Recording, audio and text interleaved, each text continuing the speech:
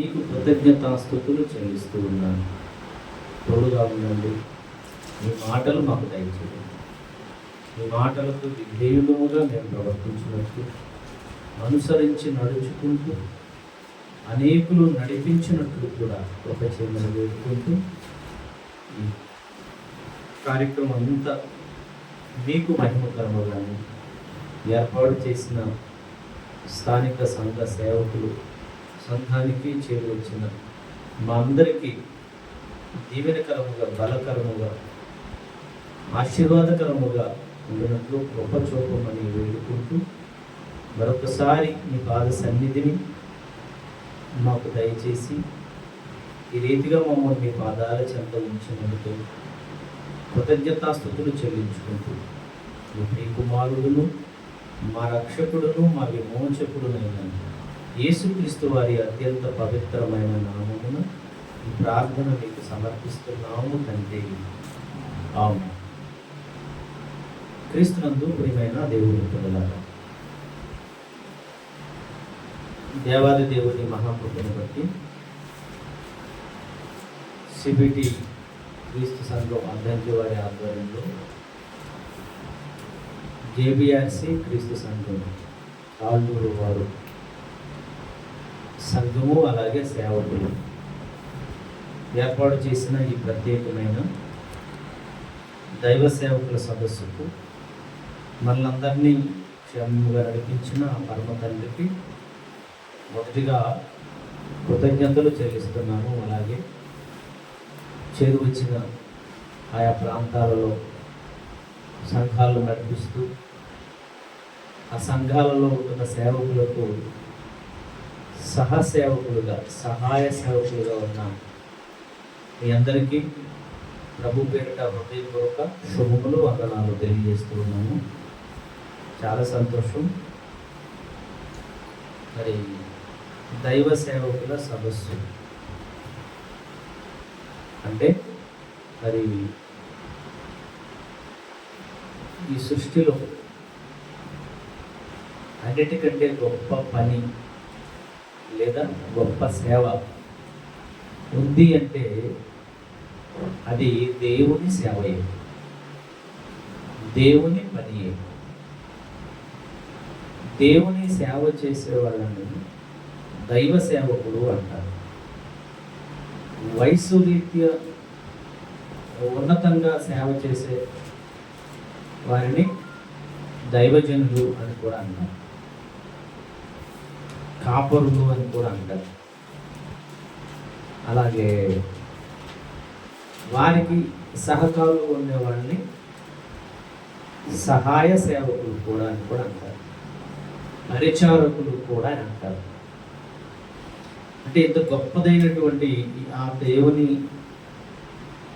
సేవ చేసే భాగ్యాన్ని దేవుడు మనందరికి ప్రసాదించాడు. అది ఇంతవరకు మొదటిగా కొన్ని మంచి మాటలు సేవకుడైనటువంటి సత్యబాబు మనందరికి తెలియజేశాడు. బైబిల్ ఓపెన్ యూనివర్సిటీ ఇండియా ఇంటర్నేషనల్లో దైవ విద్యను అభ్యసించి దేవుని సేవ చేయాలి అనుకుని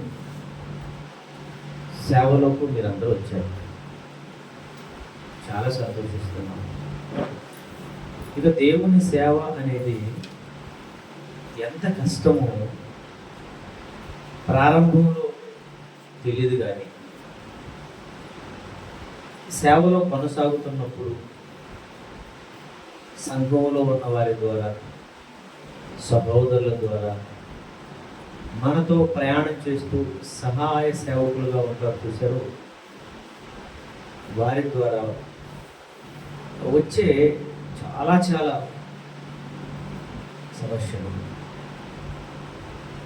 అప్పుడప్పుడు కూడా ఏమనిపిస్తుందంటే, ఎందుకబ్బా ఈ సేవ చేయడం, కష్టంగా ఉంది, బాధగా ఉంది, దుఃఖమే మిగులుతుంది, పెద్దగా ఫలితం రావడం లేదు, ఇన్ని అపార్థాల, ఇన్ని కామెంట్సా, ఇన్ని మాటల అనే ఆ ఆలోచన కూడా మీకు వచ్చిందని నేను అనుకుంటున్నాను. వస్తుంది. ఎందుకు వస్తుందంటే ఆల్రెడీ వచ్చి అనుభవిస్తున్న వాళ్ళు ఉన్నాం కనుక. నిజం. ఇప్పుడు సేవలో జయశాలి గారు దైవజనులు, జాయింట్ డైరెక్టర్ గారు దైవజనులు, డిప్యూటీ డైరెక్టర్స్ దైవజనులు, ఏడీడీలు, ప్రిన్సిపాల్స్, తర్వాత వైస్ ప్రిన్సిపాల్స్, లెక్చరర్స్, వీళ్ళందరూ కూడా దైవజనులు. అయితే కోఆర్డినేటర్ దైవజనుడైతే సంఘానికి, కోఆర్డినేటర్తో పాటు సెంటర్స్లో అలాగే కళాశాలలో లెక్చరర్స్గా ఉంటారు చూశారు, వాళ్ళను సహాయ సేవకులు అంటారు. కొన్ని సంఘాలలో అయితే అసిస్టెంట్ పాస్టర్స్ అంటారు. పెద్ద పాస్టర్ ఒక ఆయన ఉంటాడు, ఆయన తరువాత ఆయన లేని సమయంలో ఆ బాధ్యతలను చూసుకోవడానికి ఆయనతో పాటు అసిస్టెంట్ సహాయ సేవకులుగా ఉంటారు. నేను చెన్నై వెళ్ళాను గత సంవత్సరం క్రిస్మస్కి. చెన్నైలో అతి పెద్ద తెలుగు చర్చ్, 140 సంవత్సరాల చరిత్ర కలిగిన పెద్ద చర్చ్, తెలుగు స్పష్టమైన తెలుగు వాళ్ళ చర్చ్. అక్కడ ముఖ్య సేవకుడు బాలీశ్వరప్పయ్య గారని ఒక పెద్ద ఆయన ఉన్నాడు. ఆ చర్చికి ఆయన సీనియర్ దైవజనులు, దాదాపుగా 50 సంవత్సరాల నుంచి ఆయన సేవ చేస్తున్నాడు. ఆయన కింద ఒక సహాయ సేవకుడుగా ఒక ఆయన ఉన్నాడు, అసిస్టెంట్ పాస్టర్. ఇలా సేవలో సహాయ సేవకులుగా ఉన్న వాళ్ళు కూడా ఉంటారు. ఈరోజు మీరు వాక్యం నేర్చుకొని సేవ చేయాలనే ఒక మంచి దృక్పథంతో మీరు మీ ప్రాంతాలలో సంఘాలను ఏర్పాటు చేసి దేవుని సేవను జరిపిస్తున్నారు. చాలా సంతోషం. అలా సేవలో ఉన్నటువంటి మీకు సహాయకులుగా, సహాయ సేవకులుగా, అంటే తోటి సేవకులుగా, జత పనివారుగా కూడా కొంతమంది ఉన్నారు. అయితే సేవా జీవితంలో సేవ చేసే వాళ్ళకు సంబంధించి ఒక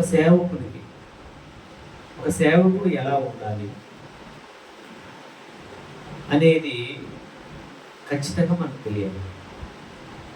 సేవలో, దేవుని సేవలో సంతోషం ఉంటుంది, ఆనందం ఉంటుంది, అలాగే దుఃఖము, బాధ, కన్నీరు కూడా ఉంటుంది.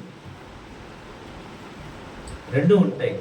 సుఖ దుఃఖాలు అనేవి సంసారంలో ఎలా ఉంటాయో కాస్త ఎక్కువ తక్కువలు, అవునా? అలాగే దేవుని సేవలో కూడా ఇవి రెండు ఉంటాయి. కామెంట్స్ చేస్తారు. కామెంట్స్ని ఎప్పుడు కూడా కామన్గా తీసుకోవాలి. మనం అంతగా పట్టించుకోకూడదు. మనం కామన్ అనుకోవాలి. మనం ఎప్పుడైతే పట్టించుకుంటామో అక్కడ మనం నిలబడిపోతాం. కామెంట్స్ అనేవి కామన్ సేవలో. మళ్ళీ ఎలాగైనా సరే సేవలో వెళుతున్నప్పుడు చక్కగా వెళ్ళాలి అని సేవకులు అనుకుంటారు, మనం అనుకుంటాం, దేవుడు అనుకుంటాడు. కానీ ఆపాలని, నిలపాలని ప్రయత్నం చేసేవాడు ఎవరున్నారు? సాతానుడు ఉన్నాడు. వాడు ఎలాగైనా సరే మనల్ని అడ్డుకొని ఆపడానికి ప్రయత్నం చేస్తుంటాడు. సహజంగా మనం ఎప్పుడు ఆగిపోతాం? నువ్వు సూపర్ అంటే ఆగం. మనం అవుతావా? మామూలు ఉండదు. అయితే ఉంది అస్సలు అంతే అని అంటే ఏమవుతాం? స్ట్రక్ అయిపోతుంది. అంటే బ్లడ్లో క్లాట్ ఏర్పడుతుంది అనమాట. అవునా? అలా ఆగిపోతాం మనం. నన్నెందుకు అన్నాడు అంటారు. మనల్ని అన్నారు, నన్ను అన్నారని మీరు ఎప్పుడు కూడా సేవలు అనుకోకండి దయచేసి. ఎందుకంటే మనందరికంటే పెద్ద సేవకుడు ఎవరు? యేసుక్రీస్తు వారు. ఆయన గురించి బైబిల్లో రాయబడిన మాట సేవకుడు అని రాయబడింది, పరిచారకుడు అని రాయబడింది. పరిచర్యలో చాలా ఇబ్బందులు ఉంటాయి. మరి సేవకుడైన ఆయన్ని అన్నారా లేదా? దూషించారా లేదా? ద్వేషించారా లేదా? ఇంకా చాలా చేశారు ఆయన పట్ల. మనల్ని ఎంతవరకు అంటే ద్వేషిస్తారు, దూషిస్తారు, కామెంట్ చేస్తారు, ఇంతవరకే. ఇదే మన స్టేజ్.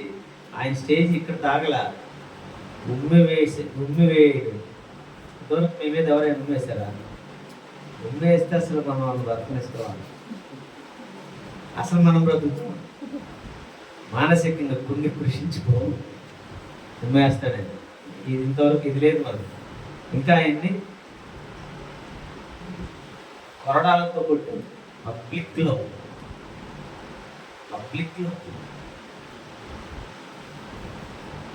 ఒక్కసారి యేసు ప్రభు వారికి జరిగినటువంటి సేవలో, కదా ఆయన సేవలో ఒక సేవకుడిగా ప్రజలకు, దేవుని పిల్లలకు సేవ చేస్తున్న క్రమంలో, దేవుని వాక్యాన్ని ప్రకటిస్తున్న క్రమంలో, దేవుని సంగతులన్నీ చక్కగా నేర్పిస్తున్న క్రమంలో, వివరించి విడదీసి ఉపమానాలతో చెబుతున్న క్రమంలో, ఒక పక్క వాక్యం చెప్తున్నాడు, వాళ్ళకి అనేక సంగతులు బోధిస్తున్నాడు, వాళ్ళు ఆశ్చర్యపోతున్నారు. మరొక పక్క వాళ్ళకి అన్నం పెడుతున్నాడు, నీళ్ళు ఇచ్చాడు, స్వస్థపరిచాడు, చనిపోయిన వారిని కూడా లేపాడు. ఇన్ని చేస్తున్నా కూడా ఆయన్ని ఎంత భయంకరంగా దూషించారు చూడండి, హింసించారు. చివరికి ఏం చేశారు? అతి కిరాతకంగా ప్రాణాలు కూడా తీశారు. ఇది యేసుక్రీస్తు వారి జీవితం. ఎప్పుడు మనకెప్పుడు రీల్లాగా తిరుగుతుండాలి ప్రభు వారి జీవితం. నన్ను ఎవరైనా అన్నారనుకోండి, నేను నన్ను అన్నారు అన్నదానికంటే ప్రభుని అన్నారుగా అనుకుంటాను. మళ్ళీ అనేది ఏంటి? ఆయన్నే అన్నారు. దీన్నే టేక్ ఇట్ ఈజీ పాలసీ అంటారు. Policy take it easy policy అంటే తేలిగ్గా లైట్గా తీసుకోండి ఆయన అని.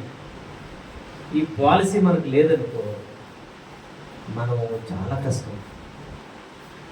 మన మనసే ఒప్పుకోదు, మన మనసు నడవనివ్వదు.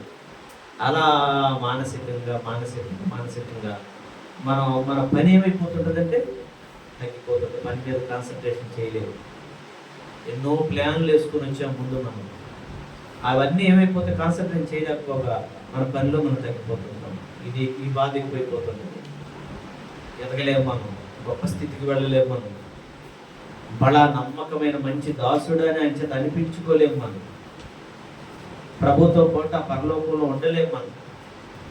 కనుక ఇలాంటిది ఎందుకు లైట్గా తీసేసుకుంటే అయిపోయింది, పట్టించుకోకుండా ఉంటే అయిపోయింది.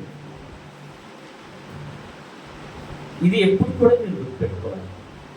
ఇక సేవలో ఒక మహానుభావుడు ఉన్నాడు. ఆయన గురించి ఆయన ఒక స్థాయికి వచ్చేసరికి ఒక పెద్ద దైవజనుడే ఆయన్ని దైవజనుడా అని సంబోధిస్తాడు. అసలు దైవజనుడే పదం చిన్న పదం కాదు.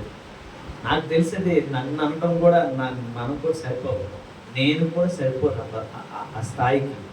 మీరు ఒక్కసారి పదాన్ని కొంచెం మీరు ఇంటికి వెళ్ళిన తర్వాత అయినా ఆ పదాన్ని అలా ముందు పెట్టుకొని ఒకసారి మనం చూసుకుంటే సరిపోతామా? ఒక్కసారి మీరు ఆలోచించండి, సరిపోతామా? ఎంత పెద్ద పదం దేవుడు మనకి ఇచ్చాడు. అంత పెద్ద పదం అంటే పెద్ద పదవి లేదా పెద్ద పోస్టు లేదా పెద్ద పని. దాన్ని అన్నాడు దేవుడు బైబిల్లో, దొడ్డ పనిని అపేక్షించుచున్నావు అని అన్నాడు. మరి ఇంత పెద్ద పదవి, ఇంత పెద్ద పని అంటే లెక్క కూడా ఎంత ఉంటుంది మరి? అందరినీ పిలవలేము కదా, పిలవగలం, అందరిని పిలుస్తాం. దాని పేరు అందరిని దైవజనులారా అని అంటాం, అనలేము. మరి మన దేవుడు అనిపిస్తున్నాడు అంటే ఆ పదం ఎంత గొప్ప పదమో, ఆ పదానికి తగ్గంత గొప్పగా కూడా, అంత కష్టంగా కూడా మన పని ఉంటుంది, మన బాధ్యత కూడా ఉంటుంది. దేని లెక్క దానికే ఉంటుంది. అవును, విద్యార్థి లెక్క చెప్పుకోవచ్చు. సహజంగా ఎప్పుడు మీకు ఒకటి చెప్తాను, కోఆర్డినేటర్ ఒక లెక్క ఉంటుంది, కోఆర్డినేటర్ ఒక లెక్క, ఆయన చిన్న లెక్క. ఆ లెక్క, ఆయన లెక్క ఎవరు చెప్పుకోవాలి?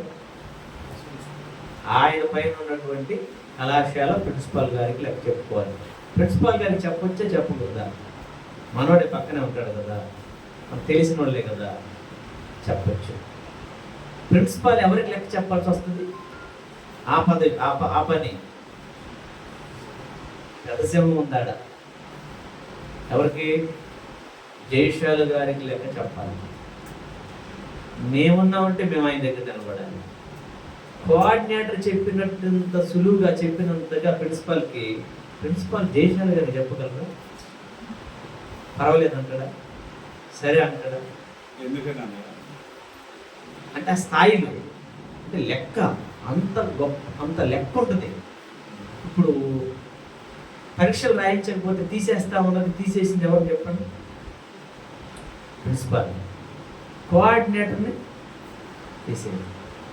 అంటే ఈయన లెక్క అంత గొప్పగా ఉంటుంది, ఈయనకి ఇచ్చిన పని బాధ్యత అలాంటిది.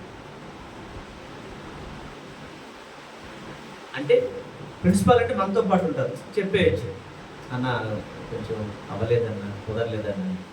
ఇదే మాట జయశాల్ గారి ముందు నిలబడి చెప్పగలమా? అందుకే మాకు పెద్ద భయం తెలుసా, గడగడ వణుకొచ్చేస్తాయి దగ్గరికి పోతే. జయశాల్ గారు పిలుస్తున్నారంటే నిత్యమట్లు పోసేస్తుంటాయి. అంటే ఆ లెక్కలు అన్నమాట. ఇదే చిన్న లెక్క చెప్పేసుకోవచ్చు, ప్రిన్సిపాల్ వారు ఒక్కొక్క లెక్క ఆయన చెప్పేసుకోవచ్చు. ఇక డిప్యూటీ డైరెక్టర్స్ని అడిగితే వాళ్ళ లెక్క చెప్పుకోవాలి. ఒక కళాశాల మీదనే ఏం లెక్క చెబుతుంది? ఇప్పుడు నేను 11 కళాశాలల లెక్క చెప్పాలి,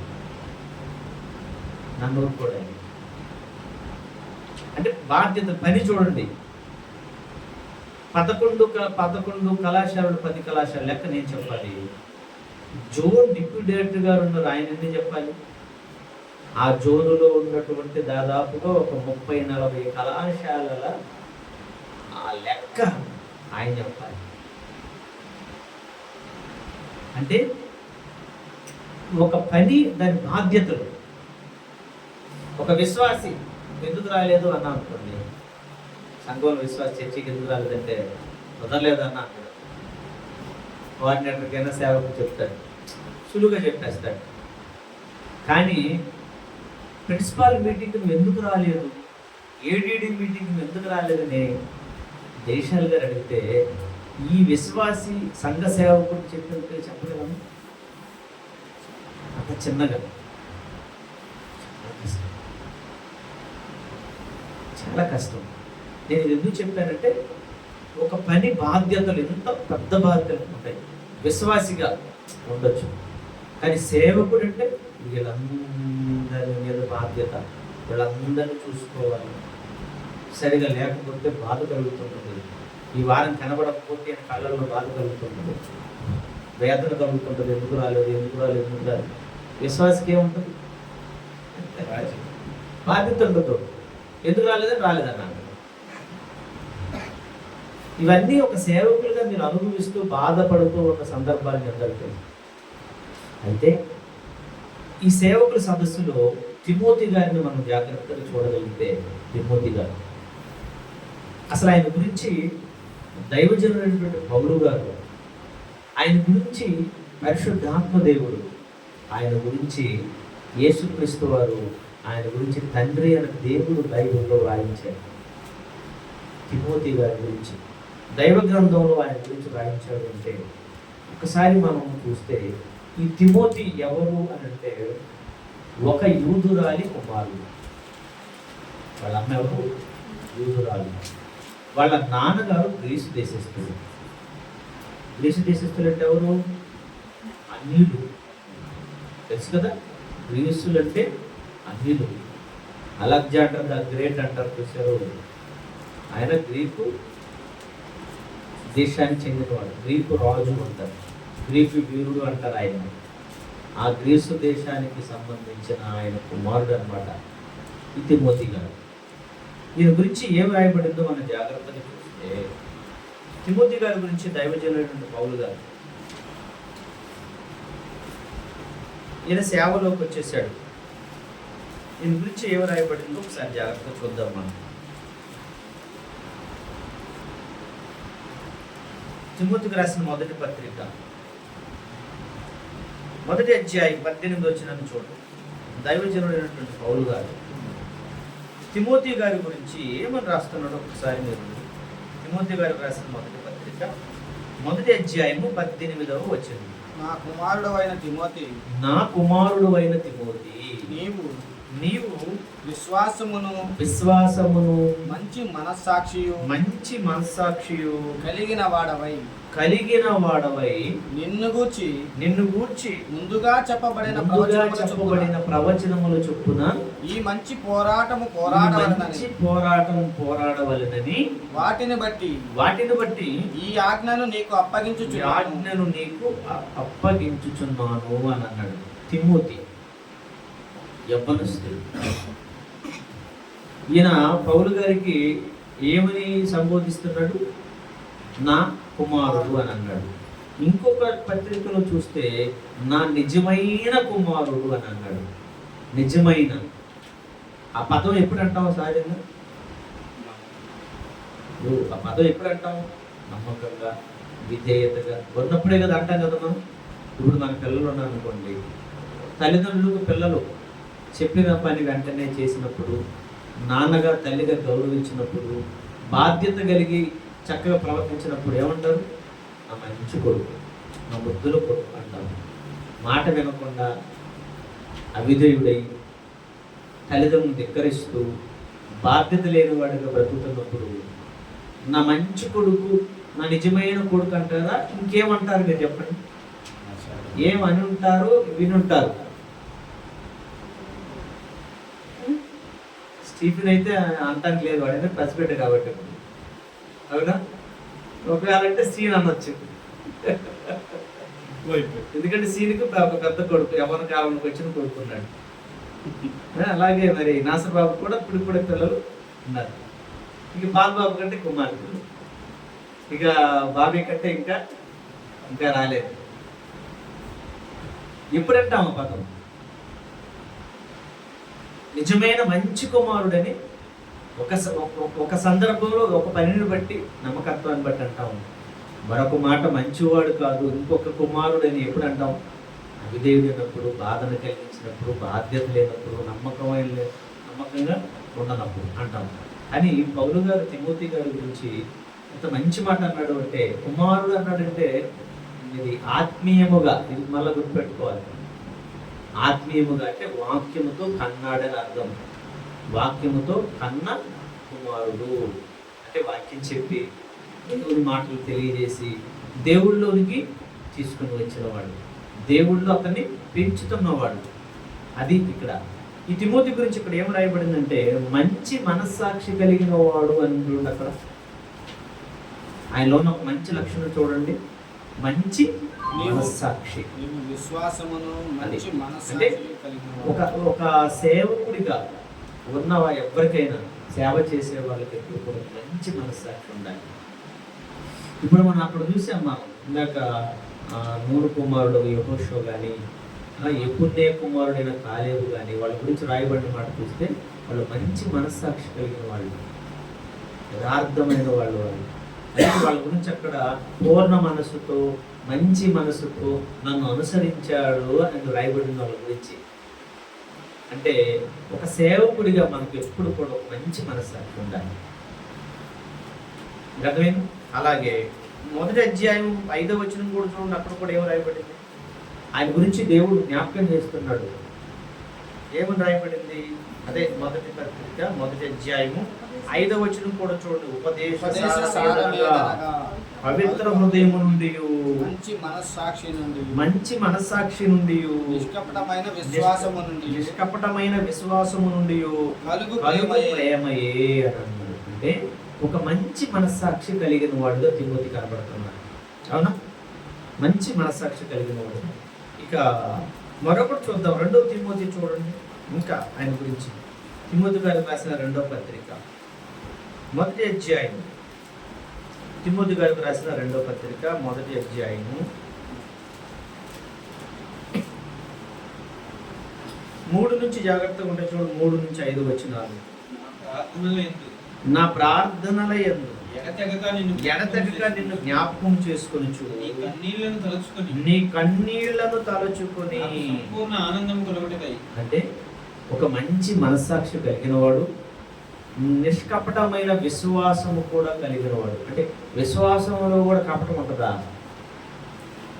అంటే విశ్వాసములో కూడా కపటం ఉంటుందంటే ఉంటుంది. అందుకే ఏమన్నారు దేవుడు బైబిల్లో కూడా కపట సహోదరులు అని ఉంటుంది.